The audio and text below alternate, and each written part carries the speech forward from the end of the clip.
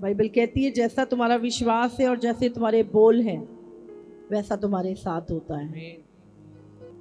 मलाकी की किताब उसका 4 हम यहाँ पे पढ़ते हैं। लिखा है, क्योंकि देखो वो धधकते भट्टे का सा दिन आता है जब सब अभिमानी और सब दुराचारी लोग अनाज की खूंटी बन जाएंगे, और उस आने वाले दिन में वे ऐसे भस्म हो जाएंगे कि उनका पता तक ना रहेगा। सेनाओं के यहोवा का यही वचन है। परंतु तुम्हारे लिए जो मेरे नाम का भय मानते हो, धर्म का सूर्य उदय होगा और उसकी किरणों के द्वारा तुम चंगे हो जाओगे, और तुम निकलकर पाले हुए बछड़ों के समान कूदोगे और फांदोगे। तब तुम दुष्टों को लताड़ डालोगे, अर्थात मेरे उस ठहराए हुए दिन में वे तुम्हारे पांव के नीचे की राख बन जाएंगे। सेनाओं के यहोवा का यही वचन है। हालेलुया। कई बार हमें लगता है अभिमानी तो बढ़ रहे हैं, हाँ, दुराचारी लोग सामर्थ पे सामर्थ पा रहे हैं। और आज हम जब देख रहे हैं संसार की और कुछ ऐसा ही प्रतीत हो रहा है। हाँ, दुष्ट बढ़ता जा रहा है और जो सत्य की है वो आवाज दबाई जा रही है। और आज दुनिया भर में हम तानाशाही को देख रहे हैं, दुराचारियों को देख रहे हैं। अभिमान बढ़ता जा रहा है, लोग अभिमानी होते जा रहे हैं। मेरा कौन क्या बिगाड़ सकता है ना। और इस तरह के आज पूरी दुनिया में ही, चाहे न्यूज उठा लो, चाहे अखबार पढ़ लो, चाहे अपने आसपास देख लो, चाहे फोन में देख लो, आज हम देख रहे हैं अभिमानी और दुराचारी लोग बढ़ते जा रहे हैं। और प्रभु उनके बारे में कह रहा है, ऐसा नहीं है कि ये सब चलता ही रहेगा ऐसे ही, ये सब ऐसे नहीं चलेगा। प्रभु का दिन आ रहा है, हमें चिंता करने की जरूरत नहीं है। परमेश्वर का दिन बहुत जल्द आ रहा है। और प्रभु कहता है, क्योंकि देखो वो धधकते भट्टे का सा दिन आता है जब सब अभिमानी, जितने भी आज घमंडी अभिमानी अपनी सामर्थ पे, अपने धन पे, अपनी ताकत पे भरोसा कर रहे हैं, प्रभु ने कहा वो सब अनाज की खूंटी बन जाएंगे और उस आने वाले दिन में ऐसे भस्म हो जाएंगे कि उनका पता भी नहीं चलेगा। आज जिनको तुम देख रहे हो वो अचानक से, प्रभु ने कहा, खत्म हो जाएंगे, मिट जाएंगे और उनका पता भी नहीं रहेगा। और ये वचन किसका है? क्या लिखा है? सेनाओं के यहोवा का यही वचन है।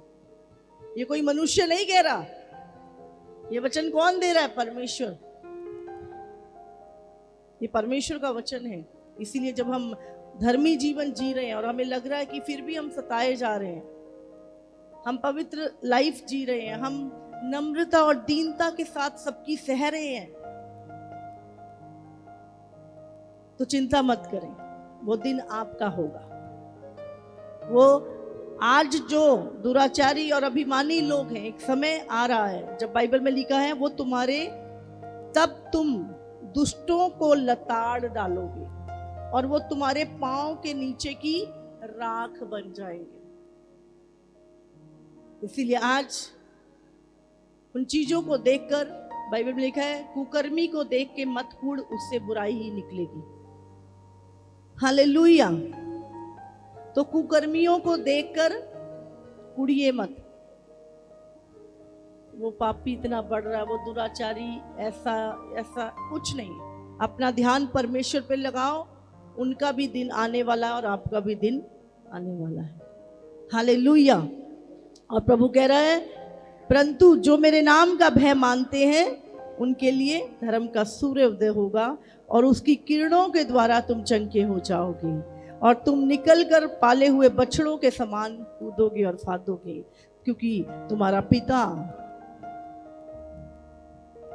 धर्म का सूर्य है, प्रभु यीशु मसीह। हालेलुया। और आज हम उसके आनंद में आनंदित हैं और आज उस दुष्ट को हम लताड़ रहे हैं। आज शैतान उसका समय नहीं, आज प्रभु के पुत्रों का समय है। आज परमेश्वर के बेटे और बेटियों का टाइम है।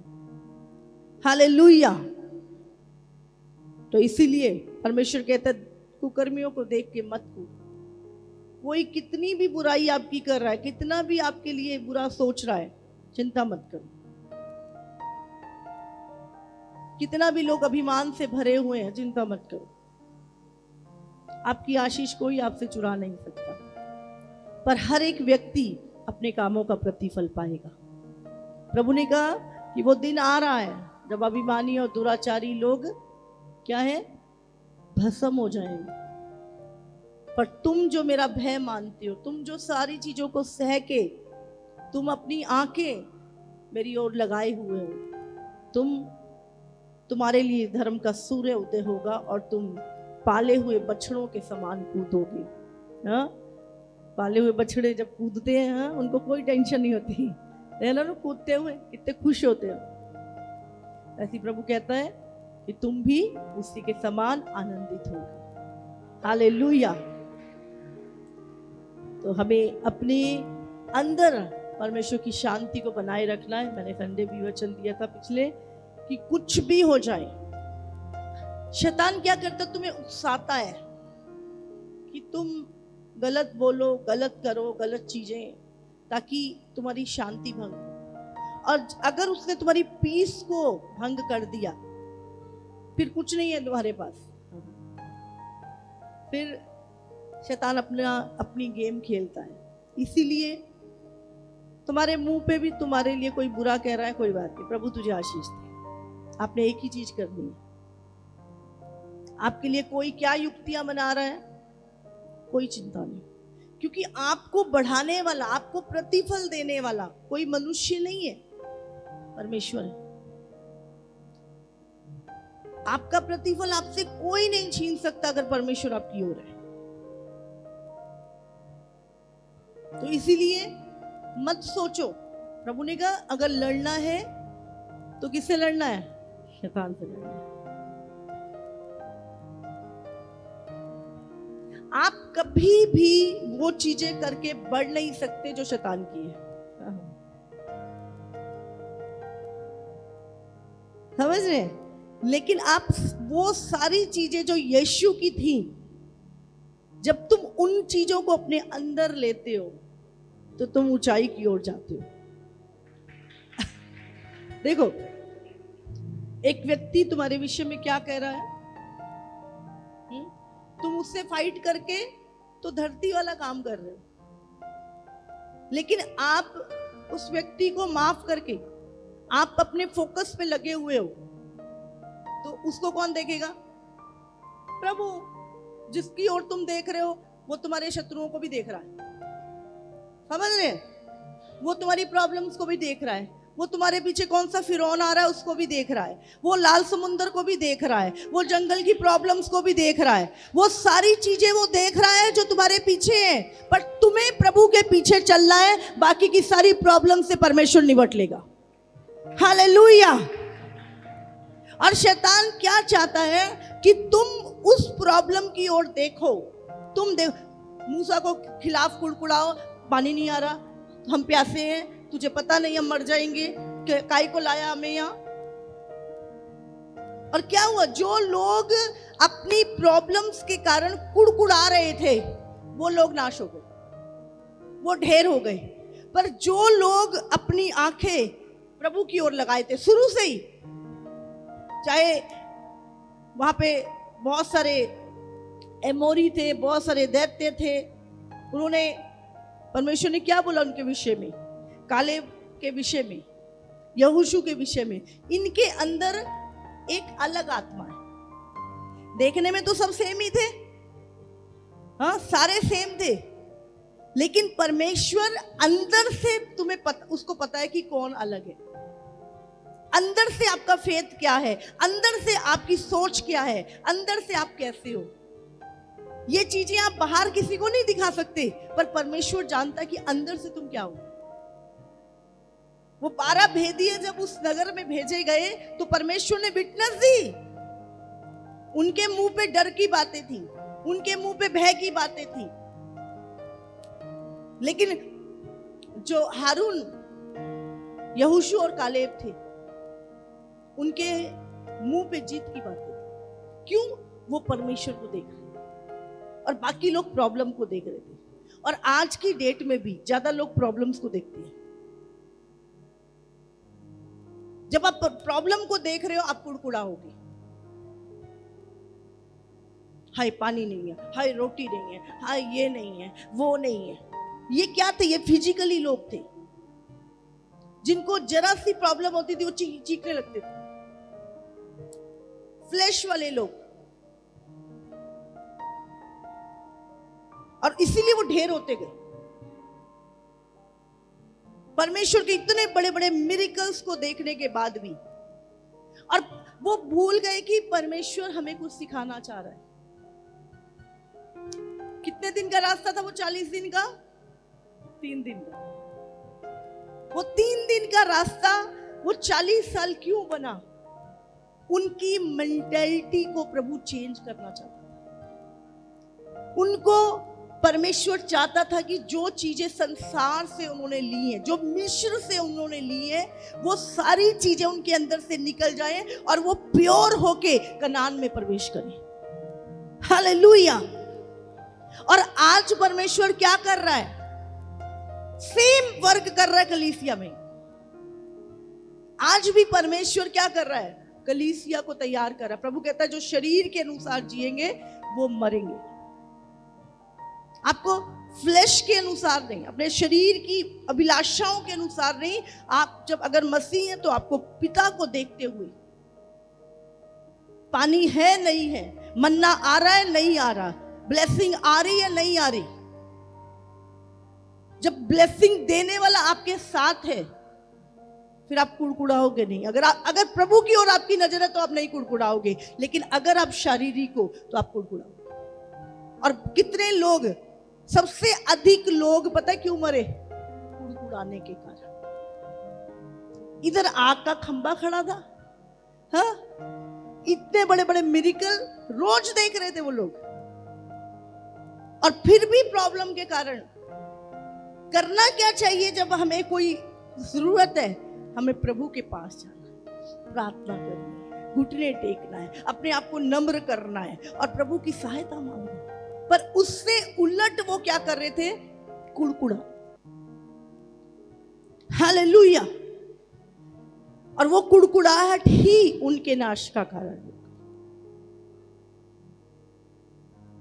आज हमें देखना, आज प्रभु फिर से वही जंगल के मार्ग में हमें लेके आए।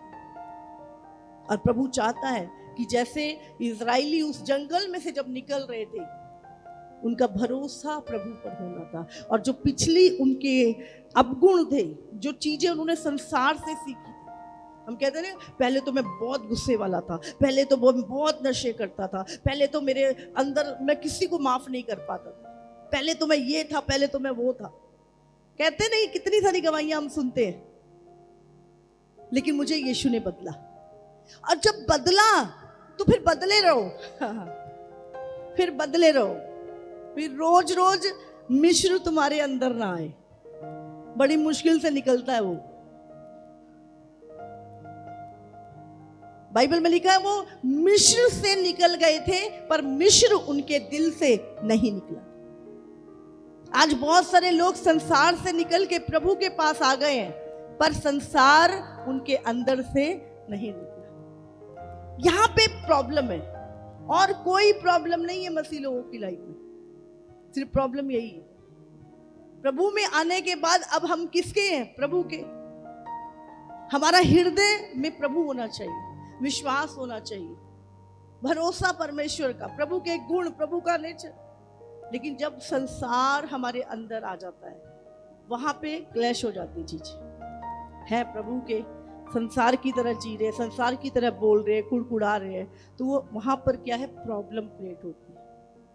हालेलुया। तो प्रभु कहता है वो दिन आ रहा है, चिंता ना कर, वो दिन आ रहा है जब अभिमानी, दुराचारी, जिनको तुम देख रहे हो, अरे ये कितना गलत कर रहा है, कितना कुछ, चुप, कुछ मत बोलो। अब क्या करोगे? एक एक बात की 4 बात सुना दोगे। लेकिन जब तुम चुप रहोगे तो तुम यीशु की जगह खड़े हो जाते हो। आपको पता है, आप यीशु की जगह खड़े हो जाते हो। जब आप यीशु के गुणों को प्रकट करते हो तो आप यीशु की जगह खड़े हो, और फिर जब आप यीशु की जगह खड़े हो गए तो आप उस महिमा को भी अपने जीवन में देखोगे। और आज हर एक के अंदर परमेश्वर उसी यीशु को देखना चाहता है। अब फिलातुस ने इसके लिए ये कर दिया, अब ये क्या बोलेगा? अब 40 दिन के बाद रोटियां नहीं मिली, अब ये क्या बोलेगा? अब इस पे झूठे इल्जाम लग रहे हैं, अब ये क्या बोलेगा? अब भलाई करने के कारण ये सताया जा रहा है, अब क्या बोलेगा? समझ रहे? वो सारी चीजें आपके, प्रभु ने कहा जो चीजें हरे पेड़ के साथ हुई है, तो क्या वो सूखे के साथ नहीं होंगी? हमारे साथ नहीं होंगी। और हमें भी वही पेशेंस जो यीशु ने रखे वो हमें रखने, तभी हम यीशु की तरह जयवंत हो सकते हैं। हालेलुया। आपने किसी को नहीं देखना, आपने सिर्फ प्रभु को देखना। बाइबल में क्या क्या, बुराई को बुराई से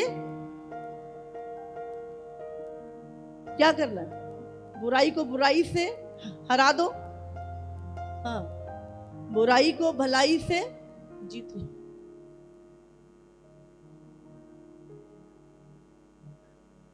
परमेश्वर का राज्य प्रैक्टिकल है, बातों का नहीं है। पौलुस कहता है परमेश्वर का राज्य बातों का नहीं है, सामर्थ का है। आप एक सामर्थ की लाइफ जीते हो। फिर सामर्थ आपके साथ बहती है जब आपकी बातें नहीं होती, आपके काम होते हैं, फिर आप सामर्थ्य होते।